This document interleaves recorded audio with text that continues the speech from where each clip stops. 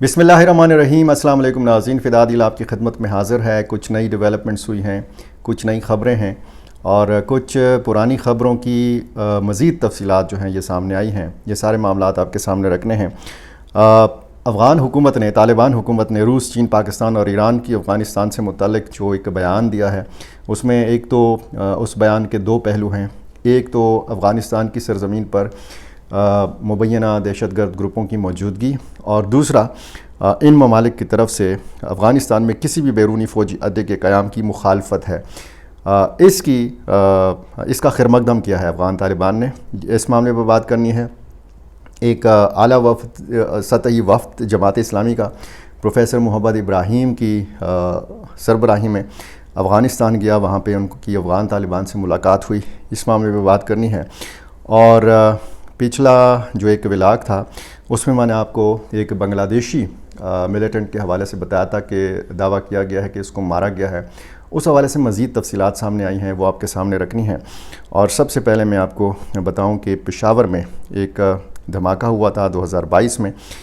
یہ دھماکہ جناب ہوا تھا کوچہ رسالدار میں، ایک امام بارگاہ میں، اور جس میں 60 سے زیادہ افراد جاں بحق ہوئے تھے، شہید ہوئے تھے۔ یہ بتایا گیا ہے کہ مزار شریف میں داعش خراسان کا ایک بڑا کمانڈر جو ہے یہ مارا گیا ہے۔ محمد احسانی اس کا نام ہے، جو نسلی طور پر تاجک تھا اور خودکش بمباروں کو تربیت دینے اور انہیں پاکستان لانے کا ذمہ دار تھا۔ اب داعش خراسان کے حوالے سے آپ دیکھیں کہ الزامات کا تبادلہ ہوتا رہا ہے پاکستان اور افغانستان کے بیچ میں۔ افغان طالبان نے ایک مرتبہ یہ الزام لگایا تھا کہ داعش خراسان جو ہے اس کے تربیتی مراکز پاکستان میں ہیں۔ پاکستان کہتا ہے کہ اس طرح کے جو ملیٹنٹ گروپس ہیں ان کی قیادت بھی اور ان کی تربیت گاہیں بھی یہ افغانستان میں ہیں۔ اب یہ واقعہ بھی ظاہر کرتا ہے کہ داعش خراسان کی کچھ نہ کچھ موجودگی افغانستان کے اندر ہے۔ افغان طالبان کہتے ہیں کہ داعش خراسان کا خاتمہ کیا جا چکا ہے، لیکن اگر آپ افغانستان کی اندرونی صورتحال دیکھیں تو ایک بڑا چیلنج داعش خراسان کی صورت میں موجود ہے۔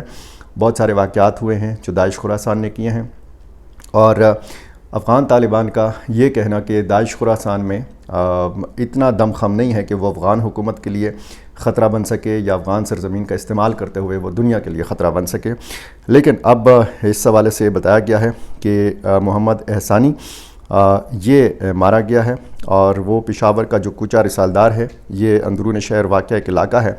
یہاں پہ ایک اہم سہولت کار کے طور پر اس نے کام کیا، اور اس میں 60 سے زیادہ کوئی 65 یا 66 لوگ جو تھے یہ جاں بحق ہوئے تھے۔ احسانی عرف انور تاجک یہ ٹریننگ بھی دیتا تھا، نگرانی بھی کرتا تھا، اور بتایا جاتا ہے کہ خودکش بمباروں کو ایک جگہ سے دوسری جگہ منتقل بھی کرتا تھا۔ تو یہ مرکزی سہولت کار یہ افغانستان میں مزار شریف میں مارا گیا ہے۔ کچھ میں دیکھ رہا تھا کہ جو اس طرح کے ملیٹنٹ گروپس کے جو سوشل میڈیا اکاؤنٹس ہیں وہاں پر اس خبر کی تردید بھی سامنے آ رہی ہے۔ اس کی وجہ بھی یہی ہے کہ جو افغان سرزمین ہے یہاں پہ داعش خراسان کی موجودگی جو ہے اس کو رد کیا جاتا رہا ہے، تو اس لیے یہ جو ایک اس کے مارے جانے کی خبر ہے اس کی بھی شاید اسی حوالے سے وضاحت یا تردید جو ہے یہ سامنے آ رہی ہے۔ بہرحال پاکستانی جو سیکیورٹی ادارے ہیں ان کا یہ بالکل یہ دعویٰ ہے کہ جی یہ آپریشن کمانڈر جو ہے یہ مزار شریف میں مارا گیا ہے۔ یہ جو میں آپ کو بنگلہ دیشی بتا رہا تھا کہ ایک ملیٹنٹ جو ہے کرک میں مارا گیا ہے، جو کل میں نے بتایا تھا کہ 2-3 ایسے واقعات پہلے بھی ہوئے ہیں جس میں بنگلہ دیشی جو ملیٹنٹس ہیں یہ سامنے آئے تھے، اور یہ جو 21 سالہ بنگلہ دیشی نوجوان احمد زبیر ہے یہ کرک کے واقعے والا نہیں ہے، یہ شمالی وزیرستان میں بتایا گیا ہے کہ یہ 27 اپریل کو مارا گیا تھا۔ زبیر جو ہے یہ نومبر 2024 میں عمرے کے لیے سعودی عرب گیا تھا، وہاں سے وہ افغانستان پہنچا اور مبینہ طور پر ٹی ٹی پی کے ساتھ شامل ہو گیا۔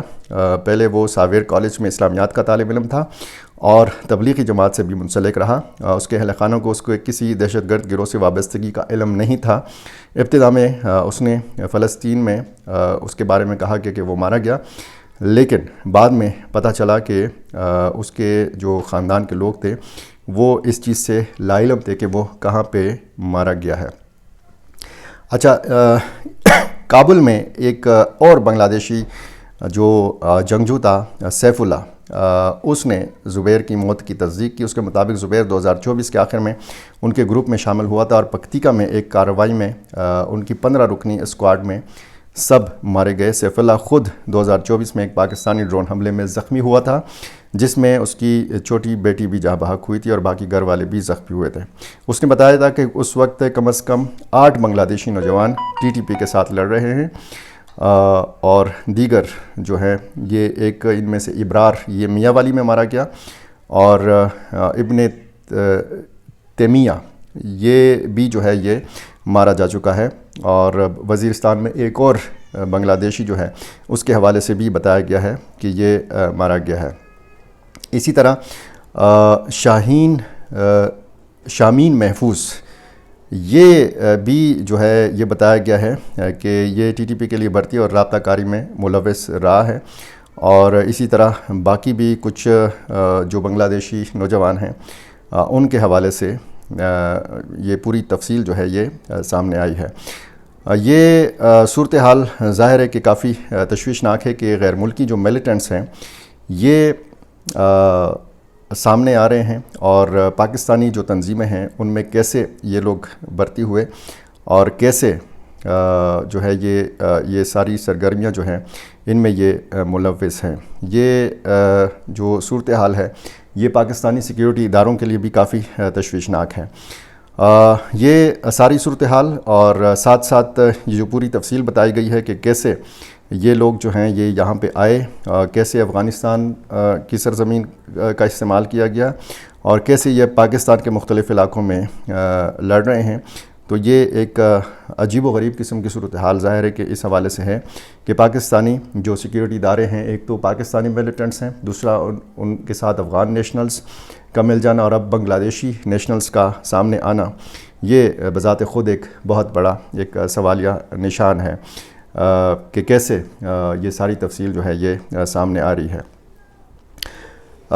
جماعت اسلامی کے جو جنوبی ریجن کے امیر ہیں پروفیسر محمد ابراہیم، اس کے حوالے سے بتایا گیا ہے کہ ان کی سربراہی میں ایک وفد جو ہے یہ افغانستان گیا۔ افغانستان میں ان کی ملاقات ہوئی،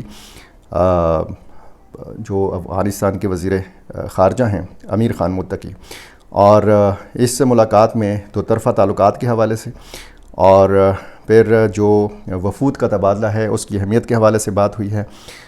دونوں ممالک کے درمیان مثبت تعلقات کو سراہتے ہوئے دونوں رہنماؤں نے، یعنی افغان وزیر خارجہ نے اور پروفیسر ابراہیم نے، دونوں ملکوں کے تعلقات کو عام لوگوں کے لیے فائدہ مند قرار دیا ہے۔ امیر خان متقی نے پاکستان میں جماعت اسلامی کی سماجی خدمات کی بھی تعریف کی اور کئی دہائیوں تک افغان مہاجرین کی میزبانی کرنے پر ان کا شکریہ بھی ادا کیا، اور پاکستان میں مذہبی جماعتوں کے کردار کو نمایاں قرار دیا۔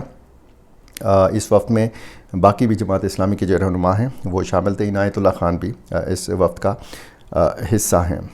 یہ صورتحال اور پھر یہ جو معاملات سامنے آ رہے ہیں، خصوصاً جب ہم دیکھتے ہیں، بات کرتے ہیں غیر ملکی جنگجوؤں کی جو ان ملیٹنٹس گروپس کا حصہ بن رہے ہیں، تو ظاہر ہے کہ یہ صرف پاکستانی سیکیورٹی اداروں کے لیے چیلنج نہیں ہے، یہ افغان حکومت کے لیے بھی چیلنج ہے، اور یہ جو پوری تفصیل باقی جو بنگلہ دیشی ملیٹنٹس ہیں ان کے حوالے سے جب سامنے آ رہی ہے تو پھر یہ بھی ایک تشویش کی بات ظاہر ہے کہ پہلے صرف بھرتی ہوتی تھی پاکستانی نوجوانوں کی، اب اگر غیر ملکی بھی مختلف ممالک کے ذریعے مختلف چینلز کا استعمال کرتے ہوئے ان ملیٹنٹس کا حصہ بن رہے ہیں اور وہ پاکستان میں مارے جا رہے ہیں، تو ظاہر ہے کہ ایک تشویشناک صورتحال ہے۔ کچھ نئی اپڈیٹس ہیں، کچھ مزید بھی میں نے آپ کو بتانا ہے، لیکن اگلی ویڈیو کا انتظار کیجیے۔ میرا چینل آپ نے ابھی تک سبسکرائب نہیں کیا، یہ کر لیجیے، مجھے اپنی رائے سے ضرور نوازا کیجیے۔ بہت شکریہ۔